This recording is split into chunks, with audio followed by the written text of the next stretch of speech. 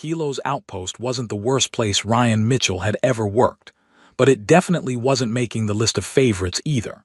Built into a massive asteroid at the edge of what passed for neutral space, the station served as a trading hub where dozens of species converged to buy, sell, and conduct the kind of business that benefited from minimal core world oversight. It was crowded, noisy, perpetually smelling like a combination of recycled air, and whatever cooking methods the various species employed, and operated under the universal frontier principle that violence was expensive but suspicion was free. Ryan had been the station's human freight coordinator for 2 years, which meant his job consisted of managing cargo transfers, dealing with clients who ranged from professional to barely coherent, and trying very hard not to get involved in anything that wasn't explicitly his responsibility. Humans were a minority on Kilos, and smart minorities kept their heads down and their involvement in station politics to an absolute minimum. The market district was the heart of Kilos's commercial activity, a sprawling maze of permanent stalls, temporary vendors, and the kind of impromptu commerce that happened when someone had something to sell and someone else had currency to spend. Ryan navigated through crowds that included Elthari merchants, Venturi traders, human freelancers, and representatives of at least a dozen other species he could identify, and several he couldn't. He was taking a shortcut through the textile section, heading back to his office after a particularly frustrating negotiation with a supplier who tried to pass off substandard cargo containers as premium quality, when he heard the commotion. A small group had gathered in the narrow space between stalls, that particular kind of crowd that forms when something interesting or potentially dangerous is happening, and people can't decide if they want to watch or leave. Ryan's first instinct was to keep walking. Whatever was happening wasn't his business, and getting involved in station disputes was a reliable way to create problems. But then he heard a child's voice, high and frightened, and his conscience overrode his caution. Ryan pushed through the crowd and immediately assessed the situation. 3 Veridian youths, probably equivalent to human teenagers, though with Veridians it was sometimes hard to tell, had backed a small Carvath child into the corner between 2 stalls. The Carvath was maybe 7 or 8 by human developmental standards, dressed in simple clothing that suggested civilian rather than military family, and was clearly terrified. The Carvath were a proud warrior species known for their strength, strict honor codes, and general tendency to keep to their own isolated worlds. Seeing a Carvath child alone on a trade station was unusual enough to be remarkable. Seeing one being harassed by Veridian youths was the kind of situation that could escalate badly. "Hey," Ryan said, keeping his voice level and his posture non-threatening but firm. "Problem here." The Veridians turned, assessing him with the kind of casual hostility young people often directed at interference. The lead youth, a male with the typical Veridian height advantage and elaborate skin patterns, sneered. "Not your business, human. Keep walking." "Kid looks scared. That makes it my business." Ryan kept his attention divided between the youths and the Carvath child. "You all should probably move along before station security decides this looks like harassment." "We're just talking. Talking that requires 3 of you backing one child into a corner." Ryan pulled out his data pad and made a show of accessing station security frequencies. "Pretty sure there are regulations about that. Want to test them?" It was a bluff. Ryan had no particular authority beyond his freight coordinator credentials, but the mention of security was enough to make the Veridians reconsider. They were probably just bored youths looking for entertainment rather than serious threats, and station security's response to harassment complaints was unpredictable enough that smart people avoided testing it. The lead youth spat something in Veridian that Ryan's translator marked as profanity, but the group dispersed into the market crowds. Ryan waited until they were definitely gone before turning his full attention to the Carvath child. "You okay?" he asked gently, crouching to be less intimidating in height. The child stared at him with large eyes that were distinctly Carvath, slightly more forward-facing than human eyes, with the characteristic dual-color irises. He didn't speak, but he was trembling slightly. "I'm Ryan. I work here on the station. You understand standard." A small nod. "Good, are you hurt?" Head shake. "Okay, that's good." Ryan sat down fully, getting to eye level. "Can you tell me your name?" Silence stretched, then very quietly, "Terk." "Hi, Terk. Nice to meet you, though I wish it was under better circumstances."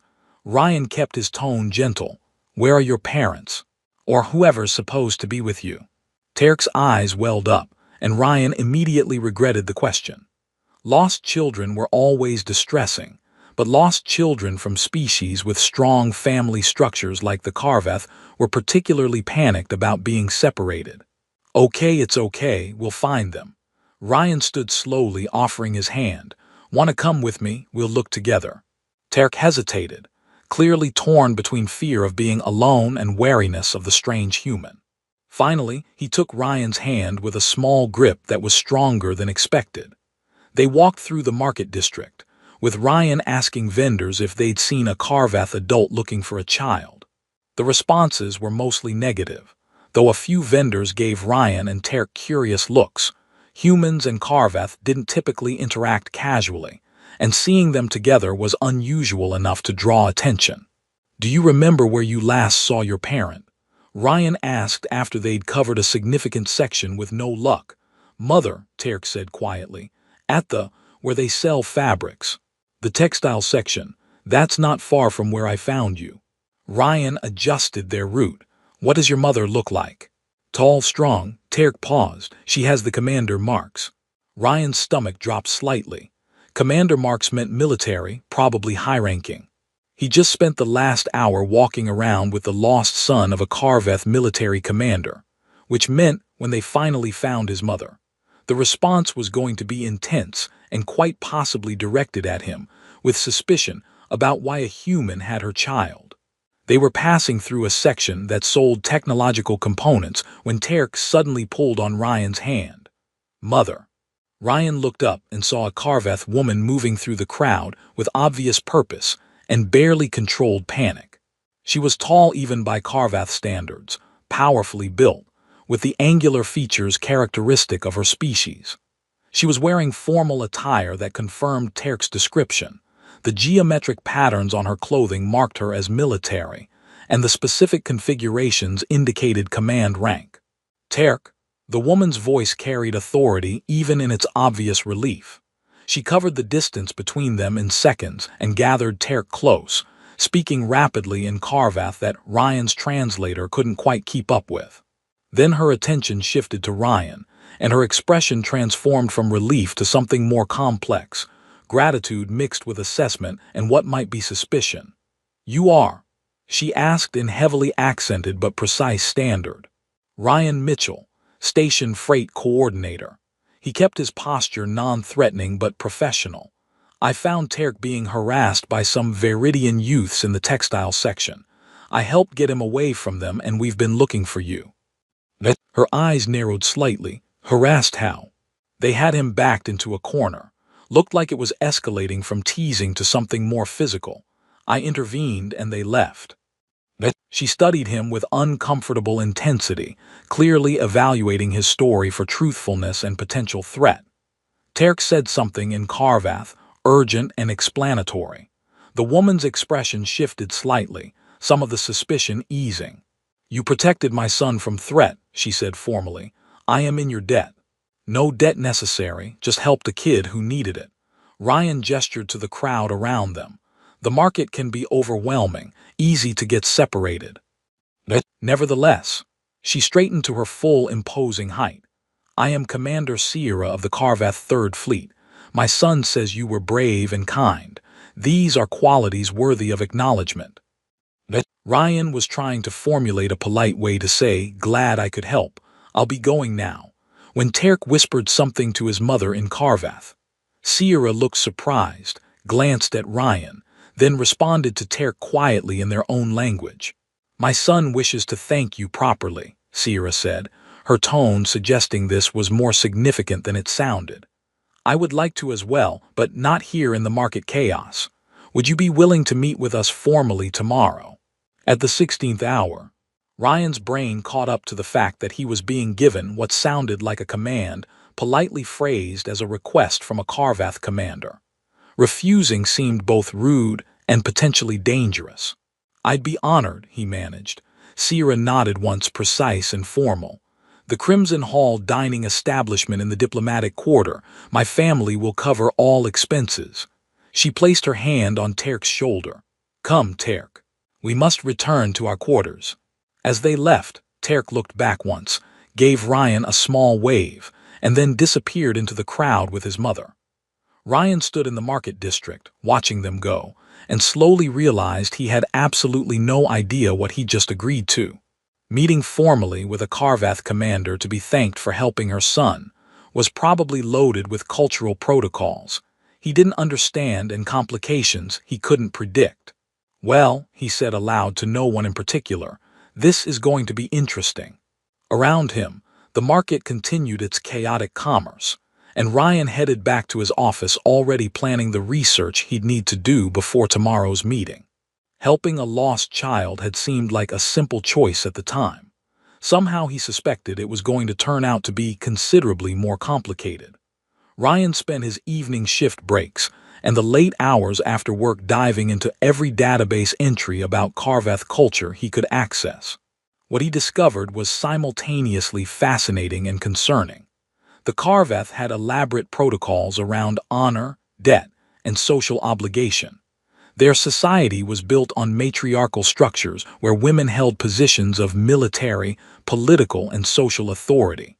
Males occupied important but generally subordinate roles: craftspeople, educators, support personnel. Warriors and commanders were exclusively female, which made Commander Sierra's position exactly what her title suggested: someone with significant power and authority. The concept of debt of protection was particularly relevant to Ryan's situation. When someone protected a Carvath child from danger, especially the child of someone with rank, the family was honor-bound to acknowledge the debt formally and publicly. Refusing to allow this acknowledgement was considered a serious insult that could have lasting social consequences. There was also repeated mention that Carvath viewed humans with suspicion. The cultural notes suggested that Carvath considered humans unpredictable, culturally aggressive, and lacking proper honor structures. Cross-species friendships between Carvath and humans were noted as extremely rare, with several database entries emphasizing that cooperation is professional only and does not extend to social bonding. Ryan leaned back in his quarters' limited seating and stared at his data pad. He'd accidentally gotten himself involved in a complex cultural situation with a species known for being suspicious of humans, and tomorrow he had to attend a formal meeting with a military commander to be thanked for helping her son. No pressure, he muttered to himself. The 16th hour arrived faster than Ryan would have preferred. He dressed in his best professional attire, formal enough to show respect but not so elaborate as to suggest he was trying too hard. The Crimson Hall was in the diplomatic quarter, a section of Kilo's outpost that he rarely had reason to visit. The restaurants here catered to species with expense accounts and political connections, not freight coordinators trying to manage station logistics. The host at the entrance looked vaguely surprised to see a human, requesting the commander's private dining room, but led him through the establishment's elegant interior without comment. The private room was smaller than Ryan expected but beautifully appointed, with lighting and furniture that suggested Carvath preferences. Commander Sierra was waiting, with Terk seated beside her. She was wearing formal military attire that made her previous clothing look casual by comparison. Elaborate geometric patterns in deep reds and blacks that marked her rank and family lineage. Terk was in formal youth clothing, looking distinctly uncomfortable in his finery but brightening when he saw Ryan. Mr. Mitchell. Sierra stood, and the gesture carried the formality of military protocol. Thank you for attending. Commander Sierra, thank you for the invitation.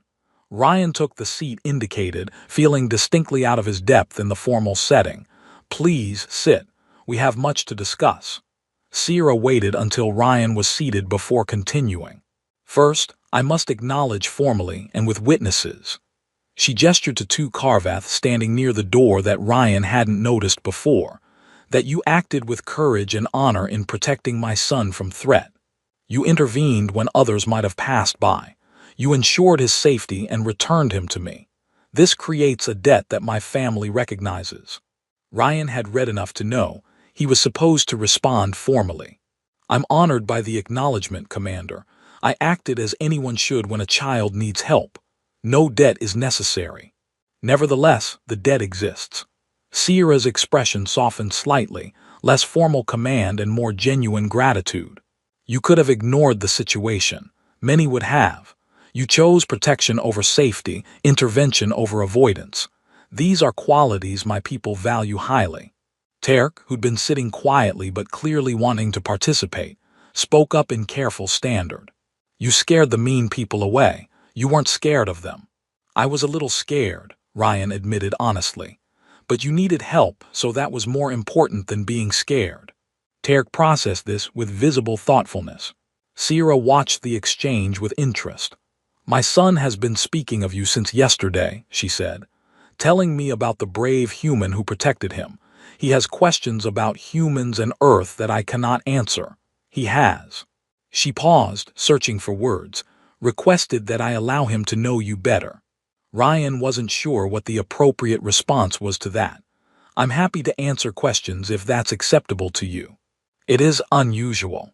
Carvath children do not typically interact casually with other species, especially humans. But Terk is curious by nature, and you have earned considerable trust through your actions. Sierra signaled, and servers began bringing food, a mixture of Carvath dishes and some that looked like attempts at human-compatible cuisine. Let us eat and speak more informally. The formal acknowledgement is complete. As the meal progressed, the atmosphere relaxed considerably. Terk asked questions about Earth, what it looked like, what human children did, whether Ryan had fought in battles. Ryan answered honestly, explaining that Earth was diverse and complicated, that most human children never saw battle, and that his own life had been fairly ordinary until he decided to work in frontier space. Why did you come here? Terk asked around a mouthful of food that earned a disapproving look from his mother. Wanted a change. Earth got complicated, and out here I could do useful work without the politics and connections that matter so much in core worlds. You ran away, Sierra said bluntly. Ryan considered denying it, then decided honesty was probably more appropriate. Yeah, basically. Not from anything criminal or shameful, just from expectations and a life that wasn't fitting anymore. Figured frontier stations needed competent freight coordinators, and didn't care much about where I came from or who I knew. Sierra's expression suggested this answer surprised her. You admit to self-interest. Most humans would claim more noble motivations. Most humans would be lying. I helped Terk because it was the right thing to do, but I came to Kilos because it served my own needs. Both can be true. Indeed they can. Sierra looked thoughtful. Carvath value honesty about motivation. We find species who claim purely altruistic reasoning to be generally untrustworthy. Self-interest is natural and not shameful. Acting honorably despite self-interest is what demonstrates character. The meal continued with increasingly comfortable conversation. Ryan learned that Sierra was stationed on Kilo's outpost as part of a diplomatic mission. The Carvath Third Fleet maintained a presence here to facilitate trade negotiations and maintain security cooperation with other species. Her position essentially made her Carvath nobility, which explained the elaborate formal protocols around their meeting. Sierra learned that Ryan's freight coordinator role was more complex than it sounded, that he'd developed expertise in cross-species logistics and had a reputation for solving problems that more formal bureaucracies struggled with. Terk mostly listened, occasionally interjecting with questions that were blunt in the way children's questions often are. He asked if Ryan had a family, no, whether he liked living on stations mostly, and if he would teach Terk about human fighting techniques, which earned an immediate inappropriate from Sierra, and an amused response from Ryan. Familiar sections of Kilo's outpost. He reflected that helping a lost child had somehow evolved into the beginning of what might be a genuine friendship with a Karvath commander and her son. It was definitely not the kind of complication he'd expected when he intervened yesterday. But as complications went, it was starting to seem like it might be a positive one. Time would tell. It usually did. The visit started cautiously, with Ryan stopping by Sierra and Terk's quarters in the diplomatic section once or twice a week after work shifts. He brought small gifts, carefully researched to ensure they were culturally appropriate, like data crystals containing Earth documentaries, approved by Sierra first, or simple puzzles that Terk could solve. Terk was endlessly curious about humans and Earth. He wanted to know everything. Why humans had so many different languages when most species had one or two. Whether it was true that human children attended massive schools with hundreds of students. The concept both fascinated and horrified him. Karvath education was done in small, family-based groups. And why humans didn't have honor marks that visibly displayed their achievements. Because we track achievements differently, Ryan explained during one visit, while Terk examined a holographic display of Earth's continents. We use records and credentials instead of visible marks. But how do you know who is important? We don't always. Sometimes you have to talk to people to learn about them instead of reading it from their appearance. Terk considered this with the serious concentration children applied to concepts that challenge their worldview. That seems confusing. It can be, but it also means people can surprise you. Someone who looks ordinary might be remarkable, and someone who looks important might not be. Sierra, who'd been working on something at her desk while half monitoring their conversation, spoke up. That is not how Karvath society functions. Status and achievement should be immediately visible. Different approaches, Ryan said diplomatically. Both have advantages.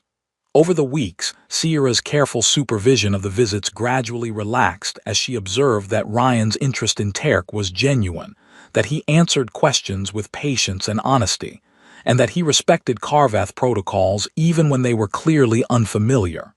She began participating more actively in conversations instead of just monitoring them, and Ryan found himself learning as much about Karvath culture from her as Terk was learning about humans from him. He learned that Sierra was a widow. Her partner had died in military action 3 years ago.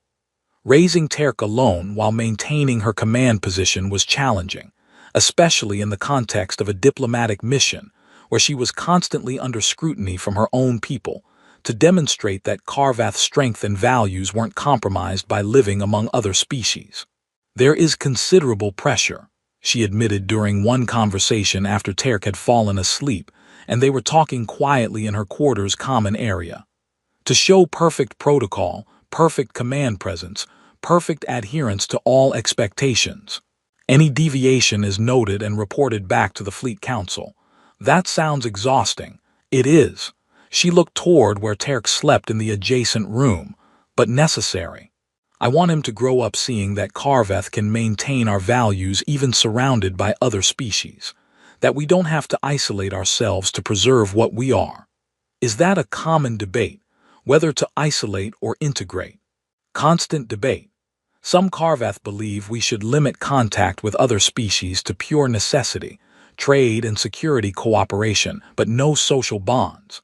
Others believe we must adapt to a universe where isolation is no longer practical. She smiled slightly.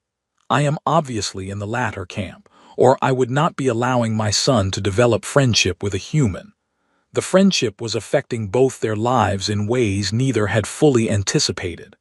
Other Karvath stationed on Kilo's outpost noticed that Commander Sierra was allowing a human into her private quarters, permitting him around her son.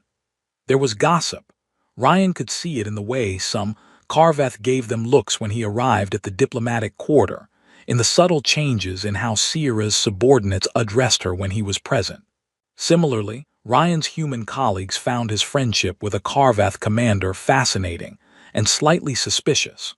More than one person suggested he was being used for intelligence gathering or political purposes, that Karvath didn't make friends with humans without ulterior motives. Ryan ignored the gossip as best he could. Sierra, he suspected, was doing the same from her side. The dynamic between them shifted during a station-wide emergency 3 months after their initial meeting.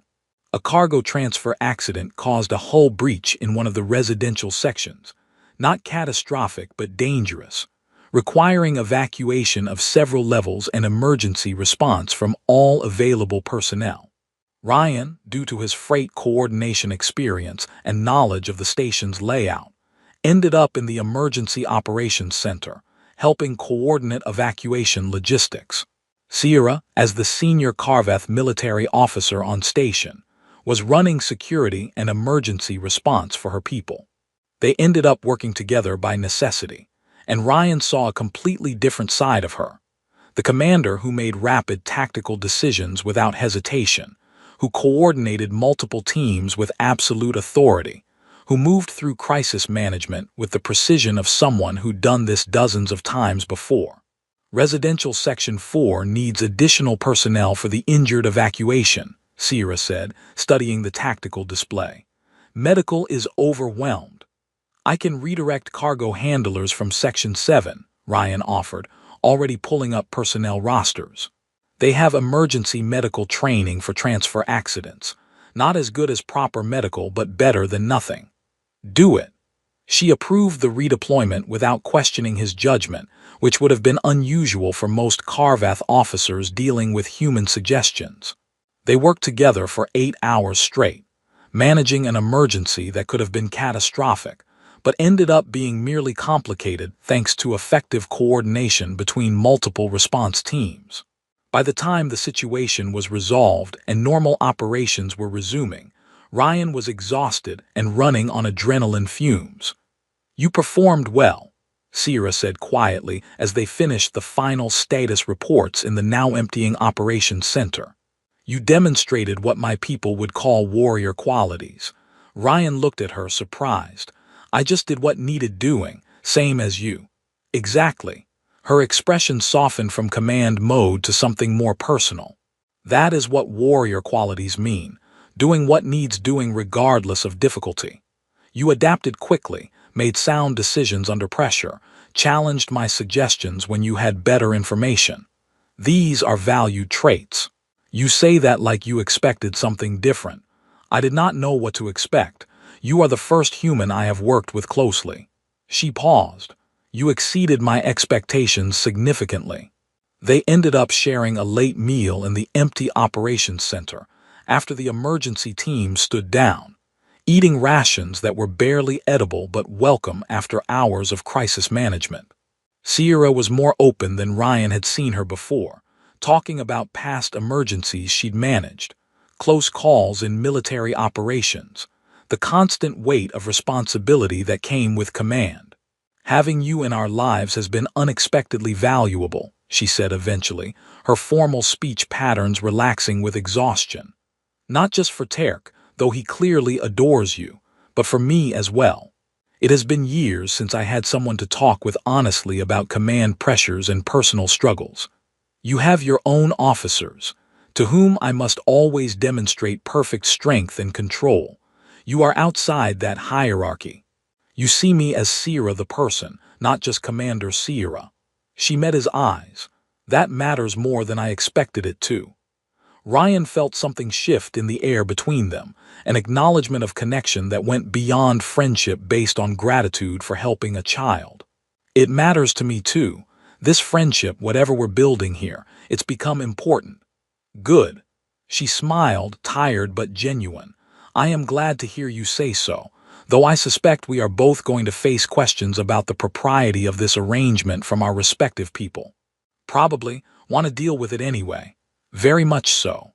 Over the following weeks, their friendship deepened into something neither of them had quite intended, but both were willing to explore.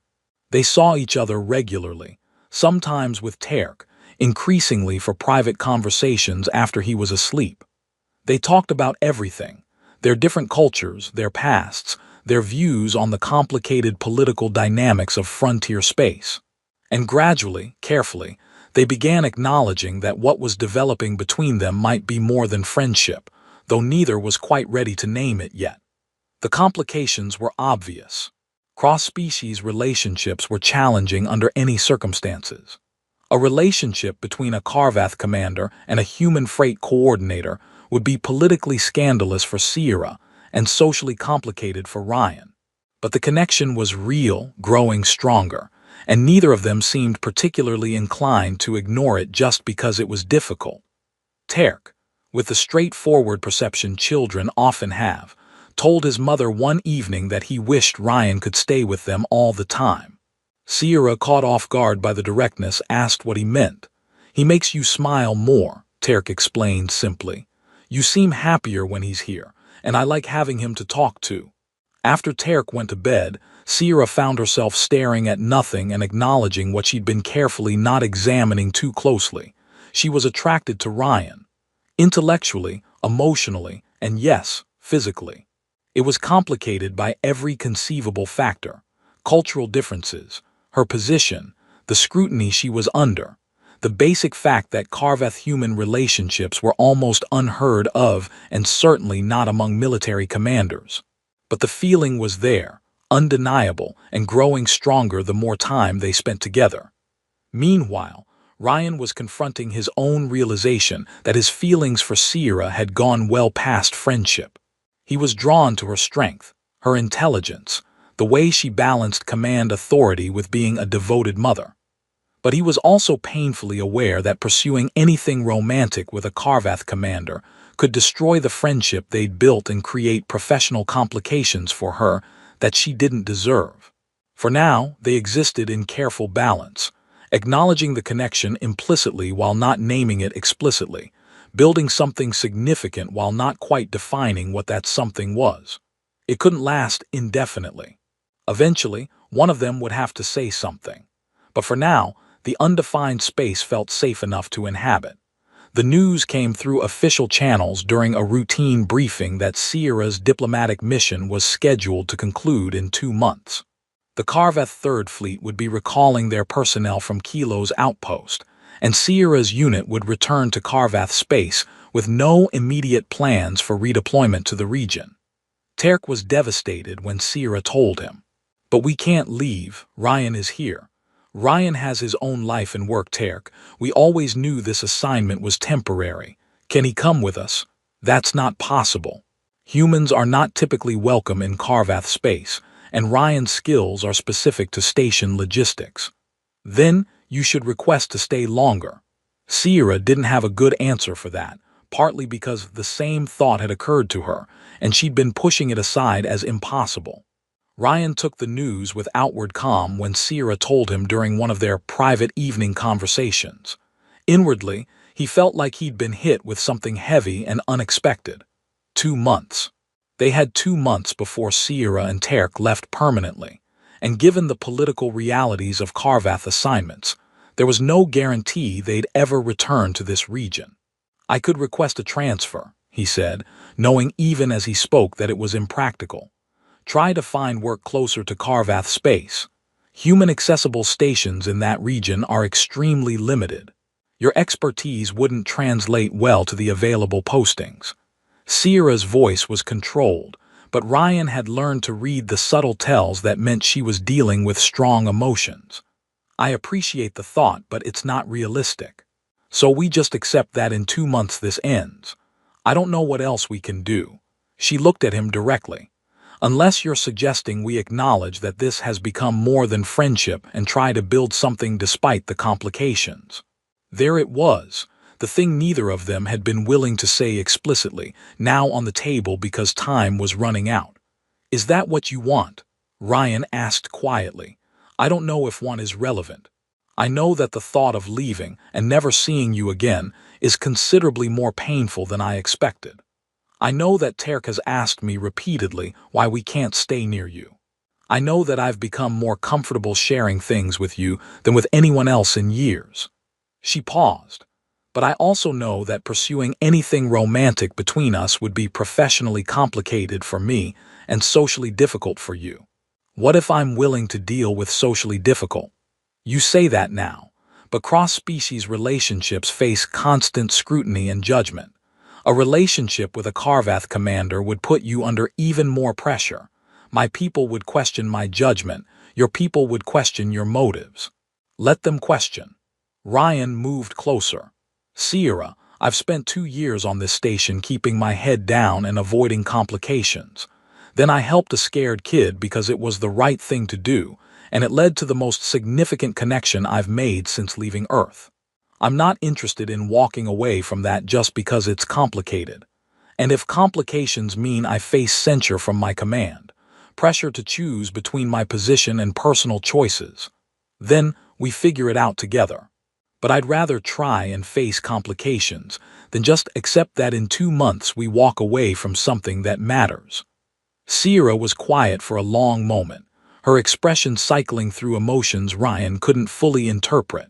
When she spoke again, her voice was softer than her typical command tone.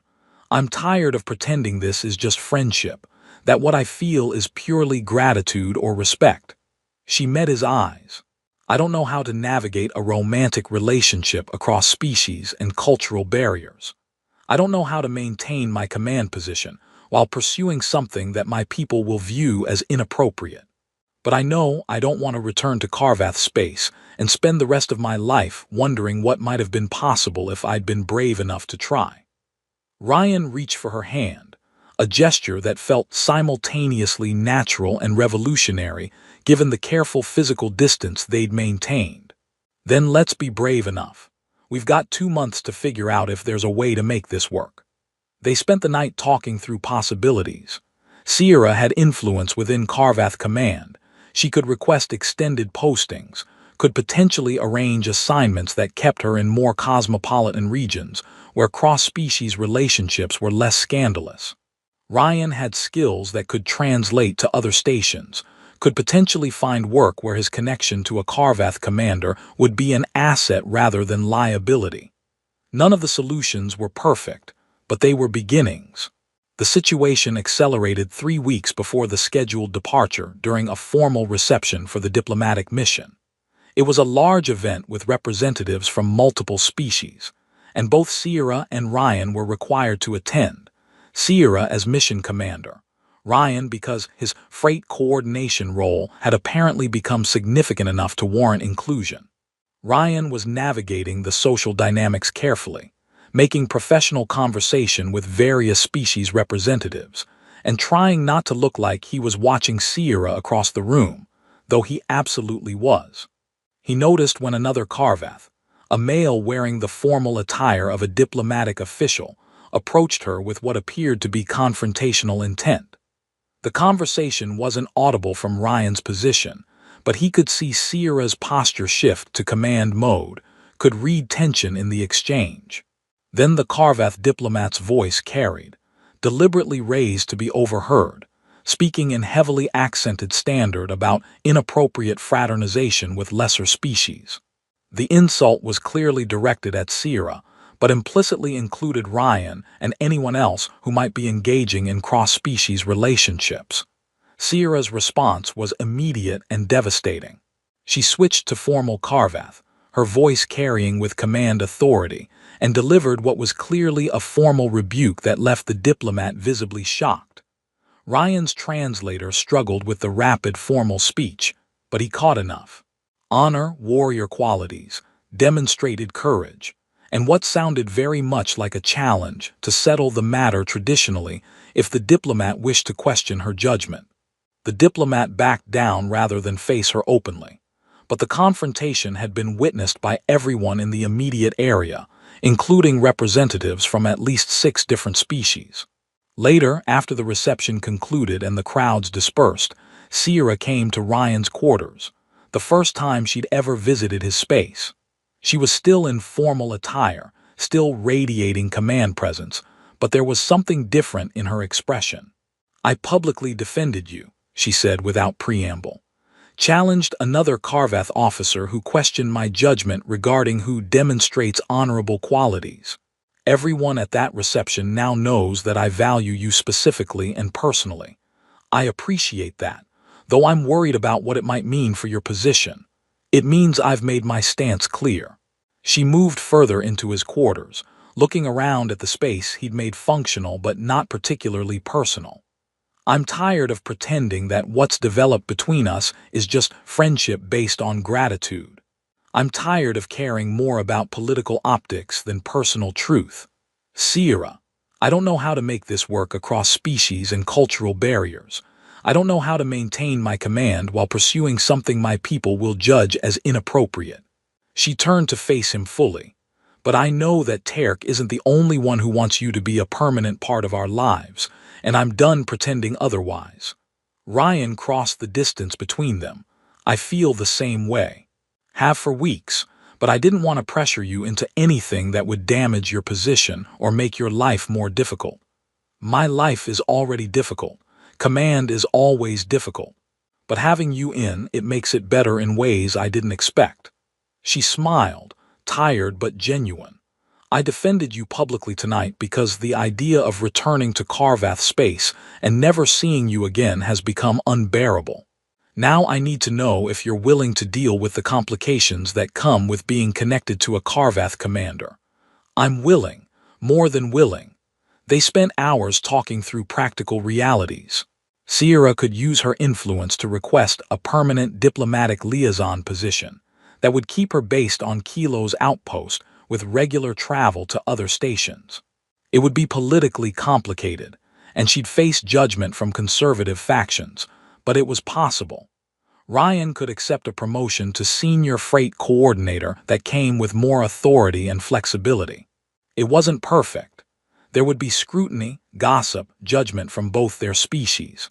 There would be cultural barriers to navigate and practical complications about building a relationship across biological differences. But it was possible, and both of them were willing to try. The following morning, Sierra formally requested an extension of her diplomatic mission, citing ongoing trade negotiations requiring sustained command presence.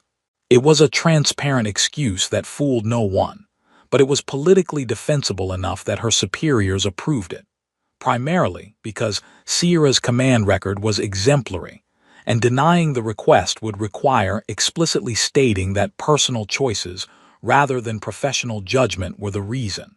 She got 3 months extension with possibility of permanent assignment pending evaluation. Terk was delighted when his mother told him they weren't leaving yet. He immediately claimed full credit for making Ryan stay, by telling his mother she should keep him around, and neither Sierra nor Ryan bothered to correct his interpretation of events. The other Carvath stationed on the outpost had mixed reactions to the news of Sierra's extension and the increasingly obvious connection between her and Ryan. Some were disapproving, expressing concerns privately that Commander Sierra was compromising Carvath values.